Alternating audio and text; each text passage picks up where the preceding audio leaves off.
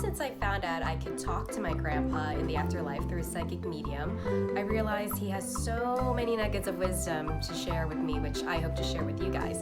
So if you enjoyed this video, please like and subscribe down below. If you have any questions for Grandpa Luan, comment below and they might be featured in our next video.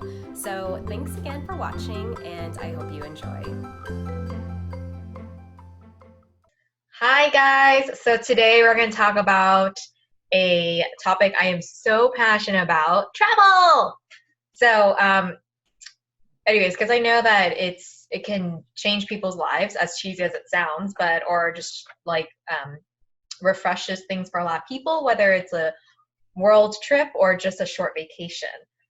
So I would like to open up with again, Grandpa, do you have anything you want to say about just travel itself? Not the travel industry, but like just what travel does for people and what you see. He's laughing because he's like, I feel like it's going to sound like an advertisement. An ad for travel. Why you should travel? So he's saying travel, you could think of it as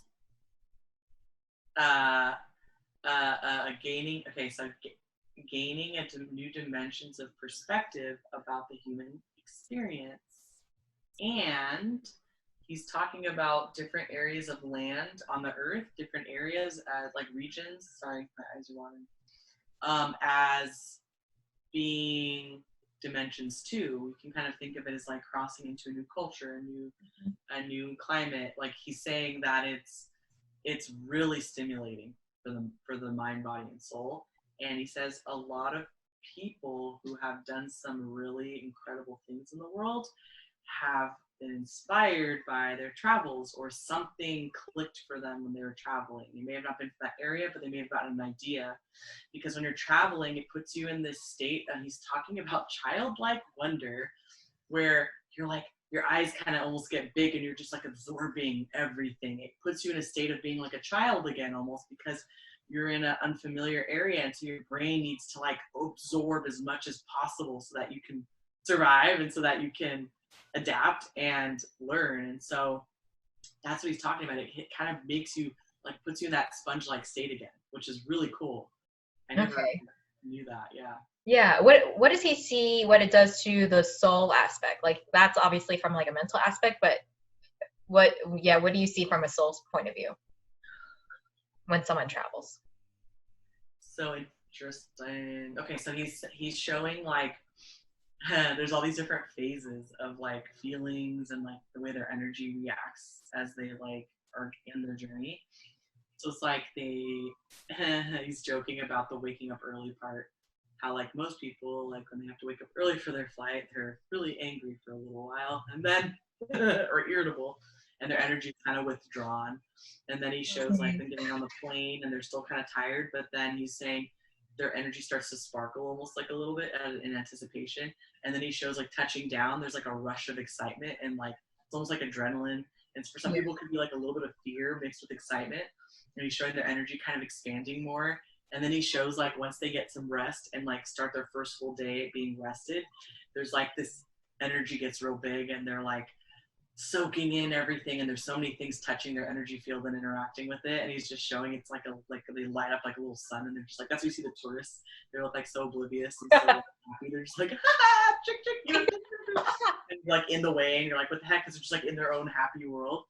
So it really does, like, can be very, very healing for people's energies, and it gives their bodies, their souls, their energy fields, their minds a break from the matrix, the feeling of being stuck in a matrix day after day. It really can, it's healthy to it's like exercise for the brain basically. And it keeps you kind of young. So there's more, but that's kind of and why is it that traveling is so healing for some? You know, you always hear about like retreats and all that kind of stuff. Travel basically saying it kind of forces you to leave behind certain programs temporarily, like especially, okay, so he's talking about the ayahuasca like journeys that people do in like in Costa Rica or something. Yeah. in the jungle. It's like an extreme setting that's extremely different from what they're used to. The weather's extremely different. The people are extremely different. The ritual's so different, and the medicine. So it's just all it's so much different that it plucks them out of the concrete kind of feeling of being stuck in a certain perspective from childhood through adulthood. Like you kind of carry that baggage with you, and it forces them to to be vulnerable basically, because there's so many new things that it opens up their energy, and there can be fear involved, but it kind of like wrenches open your energy in a way, and you just have to kind of go with it, right?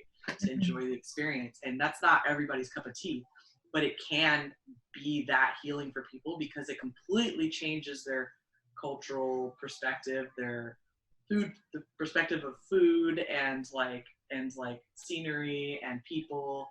And it can really make them see things that they just weren't aware existed before, which again, sponge like, your brain starts to light up with all this excitement and all these chemicals, because it's like I'm learning new things, and that's really good for you, and that's healing in and of itself. Cool. So why does it seem that there's always like retreats in particularly like India, Bali? I don't know if just one person started and then it became a trend. Like why do those locations seem to be popular? Or is it actually a spiritual place, or where there's like a maybe portal energy vortex? Part of it is there are vortexes in those areas, but there's vortex in LA area, around somewhere in LA. There's vortexes in places that you don't want to be either. It just depends on what kind of vortex it is, what kind of energy is there, and also how the locals treat that area. Like if there's a long history of the native peoples embracing that energy and building their culture and their religion and their spirituality around that energy, it feels extra special. Because like here we have vortexes in the United States, but the only one you might have heard of is maybe like Sedona. That's definitely a vortex for sure, and it's a type of vortex that gives energy. So people go there and they feel great, but as certain cultures just don't quite know what to do with that energy. They find maybe they're trained to think it's irrational or illogical. So when someone is seeking opportunity to go to somewhere that feels magical, they hear from their friends, they hear from historical, people noting in history that these places are magic, and those come to mind because they can go there and there'll be locals there who can teach them about how to use that magic, and they have this rich culture and history around that magic. So that's why those types of places are really special for people to travel to, because not only are they culturally so different that they get you out of your comfort zone and get you to open up, but also they do embrace the magic of that. And look, there's still strife and misery and stuff there too, but there is magic there, and it's more supported. So you can go there, you can get a big dose of spiritual energy by visiting these places, and then you come back and you're on a high for a little while, and then you might notice you kind of just get sucked right back into the matrix because we don't sustain that. A daily grind. Yeah, our American society is not very friendly to that right now. So we come back here and it's like, that was like a dream at one time. Yeah, because my friends and I talk about this, about how travel is amazing, but is there a way to keep it going when we're back home, or is it not, because we're just back in the same environment and it's hard to kind of keep up with that magic because the environment's back to the same normal one we've been used to back here? He wants to just acknowledge that it is actually very difficult, because what happens is, it's so interesting, your energy just changes drastically as soon as you go back home. And what happens is, because you're in a familiar environment, familiar things, both good and bad and everything in between, start flooding back in again, and your brain starts lighting up differently, and your energy is different. And so it's very difficult to maintain that kind of high from traveling, which is why people who like to travel get addicted to traveling. Yeah. They need that feeling, and it feels like a drug. It's because it is so awesome. And he's saying a way that some people have already kind of figured out how to how to kind of bring it home with them, but it's still difficult to maintain, but it's still something, is to find something you connect with where you're traveling. Like, let's say it's an object, a ritual, a food, and bring it back with you. Bring that back and practice that, you know? So if you pick up a cool ritual from a shaman over there, like try it, do it, embed it into your life. If there's a food you love, learn how to make it authentically. Make it as, you know, every once in a while. Like if there's a certain type of maybe like artwork that you like, fill your home with it. Like he's just saying to like start to blur the line between it being a trip and home, like bring it into your home if that's something that you feel is really benefiting you. So a lot of people will do that when they go to India. Let's say they start like getting really into certain types of spiritual practices, and their minds and the way they think about the world may have changed, you know. So that's something that maybe they're bringing back with them as like a spiritual practice.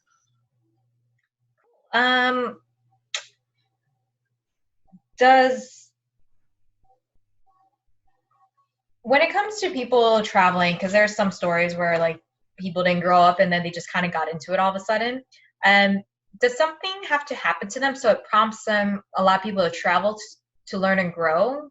If that, like a life event maybe, or something with a lot of people that, well, what he sees. You showed me that book, Eat, Pray, Love, or that movie, Eat, Pray, Oh, Love. It's so like Hollywood.